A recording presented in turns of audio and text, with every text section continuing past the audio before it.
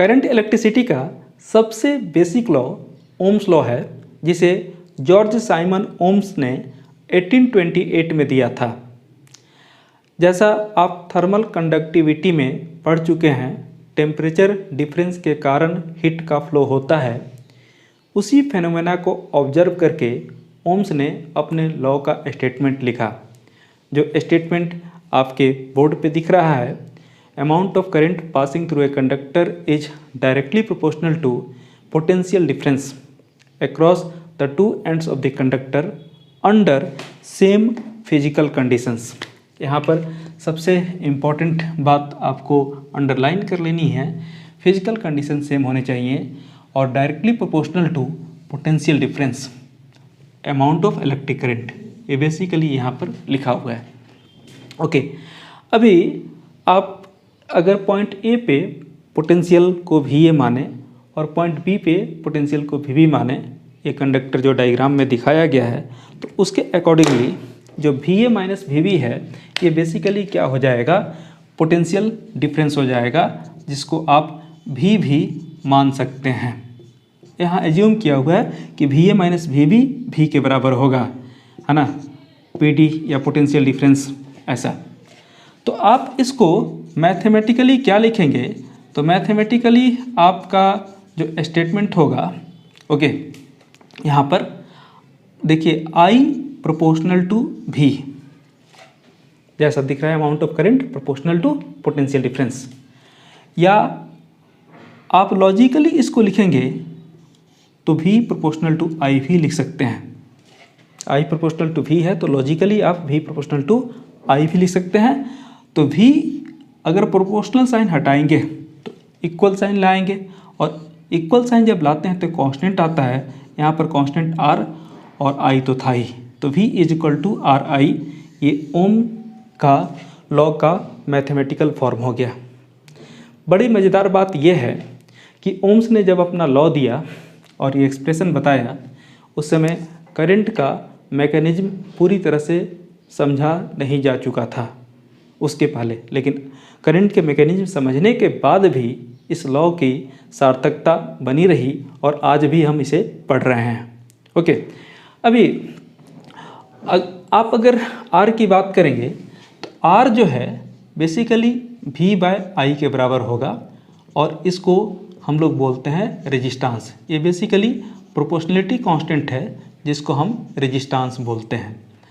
अभी आप अगर इस लॉ को वेरीफाई करना चाहें तो एक सर्किट की ज़रूरत पड़ेगी, है ना, लैब में, और ये एक्सपेरिमेंट बहुत लोगों ने किया होगा। इसमें करना क्या है, ये जो कंडक्टर है इसमें जो रेजिस्टेंस है किस वजह से है, वो कॉलिजन वगैरह का मैकेनिज्म समझाया जाएगा आपको।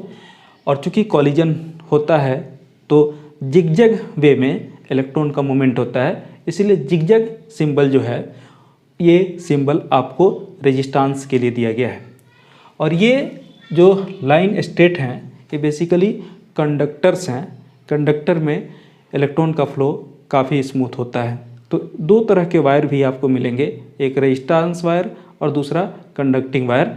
तो हम मान ले रहे हैं कि एक स्पेशल वायर है जिसका रेजिस्टेंस ये जो वायर कनेक्शन में दिए हैं उससे कुछ हाई है। ओके, तो इसको R से डिनोट कर लीजिए। और यहाँ पर आपको इसके अक्रॉस पोटेंशियल डिफरेंस अगर मेजर करना हो तो पोटेंशियल डिफरेंस को मेजर करने के लिए एक डिवाइस होता है वोल्ट मीटर, उसको जोड़ लीजिए। ओके, वोल्ट मीटर हमेशा ही पैरेलल टू दी रजिस्टर या कंडक्टर जोड़ा जाता है, उसके पैरेलल हो गया। चूँकि करंट भी मेजर करना है तो उसके लिए एक डिवाइस होता है अमीटर, वो भी आप यहाँ पर जोड़ दीजिए।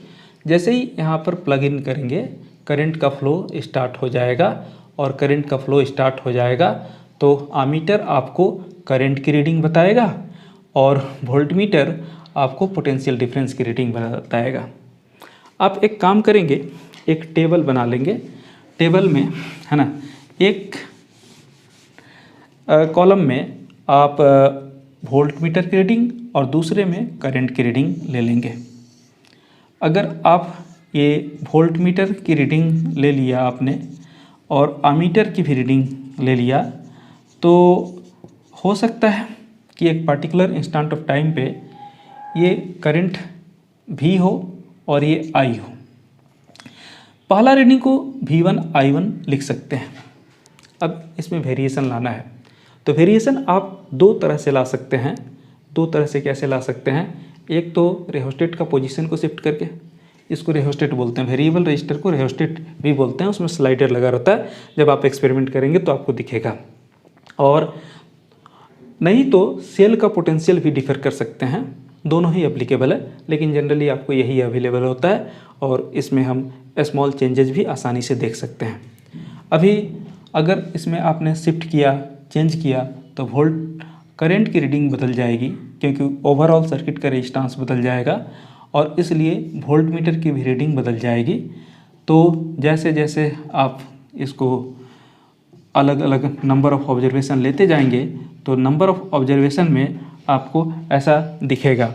और अब आप एक काम कर सकते हैं, ये जो आपको रीडिंग के टेबल मिले, इस टेबल की रीडिंग को एक ग्राफ में ले जा कर के पुट कर दें और ग्राफ में पुट करने के बाद आपके पास वैल्यूज मिल जाएंगे। यहाँ पर जैसा एक एक्सिस आप कोई भी ले लें, ठीक है, और दूसरा एक्सिस दूसरे क्वांटिटी का, जैसे इधर हमने वोल्ट मीटर रखा और यहाँ पर हमने करंट रखा, तो वैसे केस में जब वोल्ट इसको स्विच ऑफ रखा था तो दोनों का वैल्यू 0 0 पे था, आपको 0.00 पे मिलेगा। उसके बाद से मार्क करते जाइए, मार्क करके अगर सभी पॉइंट को मिलाएंगे तो आपको कोऑर्डिनेट्स को मार्क करने के बाद इस तरह का एक straight graph passing through origin मिलेगा। ओके, जब आप ये ग्राफ प्लॉट कर लेंगे तो हर पॉइंट पे आप इसका स्लोप निकाल सकते हैं, ठीक है। जैसे इस वाले पॉइंट पे हम इसका स्लोप निकालें तो स्लोप हमको क्या देगा। ओके, ये भी देख लेना है कि स्लोप हमको अब क्या देगा। जैसे यहाँ पर अगर आप निकालना चाहें तो एक ये एक्सिस तो आपको V1 हो गया, ये एक्सिस क्या हो गया, I1 हो गया। तो अगर आप V1 बाय I1 करेंगे, ओके, दूसरा अगर आप ये बड़े वाले ट्रायंगल का स्लोप लेना चाहते हैं तो यहाँ पर आपको V2 बाय I2 मिलेगा। इसी तरह से आप लास्ट वाले ट्रायंगल का भी लेना चाहें तो आपके पास V3 बाय I3 मिलेगा। या आप यहाँ पर ये ट्रायंगल जो बन रहा है इसका लेना चाहें तो ये गैप जो हो गया ये बेसिकली I3 माइनस I2 हो गया, तो यहाँ पर I3 माइनस I2, और ये गैप जो हो गया वो आपको V3 माइनस V2। इस तरह के बहुत सारे और भी आप रेशियो लिख सकते हैं, लेकिन हर पॉइंट पे देखिए स्ट्रेट लाइन है तो थीटा इक्वल होगा, यहाँ भी थीटा इक्वल होगा, यहाँ भी थीटा इक्वल होगा। और ऐसे केस में आप अगर स्लोप लिख रहे हैं तो स्लोप एवरी पॉइंट पे, चूँकि ग्राफ कैसा है, स्ट्रेट लाइन है, और ग्राफ स्ट्रेट लाइन है इसलिए एवरी पॉइंट पे ये रेशियो सेम होगा और ये R के बराबर होगा। इस तरह से आपका ये वेरिफिकेशन हो जाएगा। यानी आप ऐसा कर सकते हैं कि V वर्सेस I ग्राफ का जो स्लोप है वो आपको रेजिस्टेंस देगा। तो यहाँ और भी एक बात क्लियर कर लें कि अगर कहीं ऐसा होता है कि एक प्लॉट का स्लोप ऐसा है, दूसरे प्लॉट का स्लोप ऐसा है, और यहाँ ये V है और ये I है, ओके, तो इसका एंगल कम है। स्लोप मतलब क्या होता है, tan थीटा, तो tan थीटा की वैल्यू कम है, ओके, तो इसका रेजिस्टेंस R1 है ना, और इसका रेजिस्टेंस एंगल ज़्यादा है तो ये थीटा ज़्यादा आपको दिख रहा है R2, तो इस केस में R2 is greater than R1।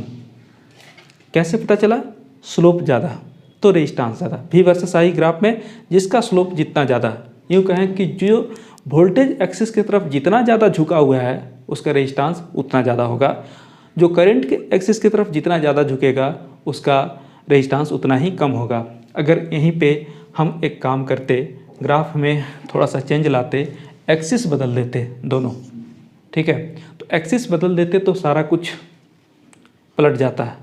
तो वैसे केस में स्लोप की बात करते तो 1 बाय रेजिस्टेंस होता, ओके।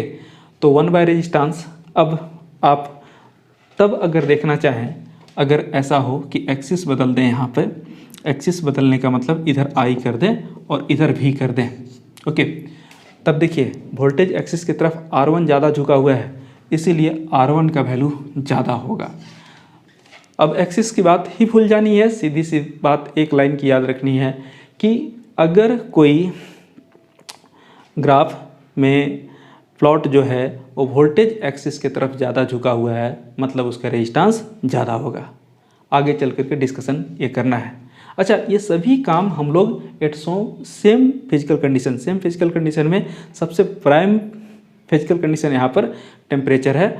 ऐसे प्रेशर की भी बात करते हैं, स्ट्रेन की भी बात करते हैं, लेकिन टेम्परेचर को बेसिकली कांस्टेंट रखना होगा, अदरवाइज रेजिस्टेंस का वैल्यू चेंज हो जाएगा, जो आगे चल करके हम लोग पढ़ने वाले हैं।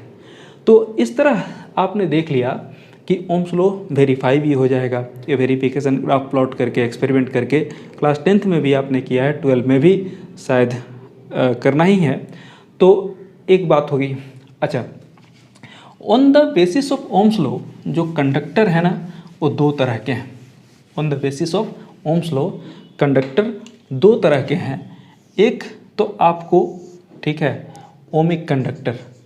ओमिक कंडक्टर ऐसा कंडक्टर जो ओम्स लॉ को फुल्ली ओबे करता है, और दूसरा नॉन ओमिक, ओबियस है, नॉन ओमिक नाम है, तो ये ऐसा कंडक्टर होगा जो ओम्स लॉ को फॉलो नहीं करेगा, ओके। अब इसके एग्जाम्पल्स भी आपको लिखने पड़ते हैं, है ना।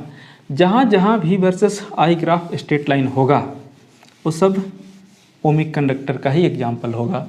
यानी देखिएगा, एट लो टेम्परेचर की बात करें, at low temperature, okay, temperature low होना चाहिए, बहुत हाई नहीं होना चाहिए, या नॉर्मल टेम्परेचर, रूम टेम्परेचर भी कह सकते हैं। NTP STP रूम टेम्परेचर बोल दीजिए, ज़्यादा अच्छा है। रूम टेम्परेचर, है ना। ऑल मेटल्स, जितने भी मेटल्स हैं, are ohmic conductor, ohmic conductor. ऐसा है कि अगर आप इसके लिए प्लॉट करेंगे V वर्सेस I ग्राफ, तो ये ऑलवेज स्ट्रेट लाइन आएगा। लेकिन यही कंडक्टर, मतलब अगर हम एट हाई टेम्परेचर की बात करें, at very high temperature, very high temperature के केस में जो भी मेटल है वो नॉन ओमिक कंडक्टर होगा। क्यों?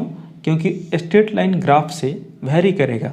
ग्राफ अब जो होगा इसका, ये स्ट्रेट इस तरह से नहीं जा करके, ठीक है, ये थोड़ा सा वोल्टेज एक्सिस की तरफ झुक जाएगा, क्योंकि कंडक्टर्स के रेजिस्टेंस जो होते हैं वो बेसिकली टेम्परेचर डिपेंडेंट होते हैं, और हाई टेम्परेचर पे रेजिस्टेंस बढ़ जाता है, ओके। तो ये नॉन ओमिक में और भी एग्जांपल्स आपको मिलेंगे, जैसे कि सेमीकंडक्टर डायोड, इसका भी आप प्लॉट देख सकते हैं, वो आपको नॉन ओमिक होगा। तो सेमीकंडक्टर हो गया, ट्रांजिस्टर हो गया, आप जिसके भी V वर्सेस I कैरेक्टरिस्टिक या ग्राफ, है ना, स्ट्रेट लाइन नहीं देखें, ट्रांजिस्टर, हाँ, वो सब के सब आपको नॉन ओमिक होंगे। तो ओम्स लॉ में इतना आपको जानना था।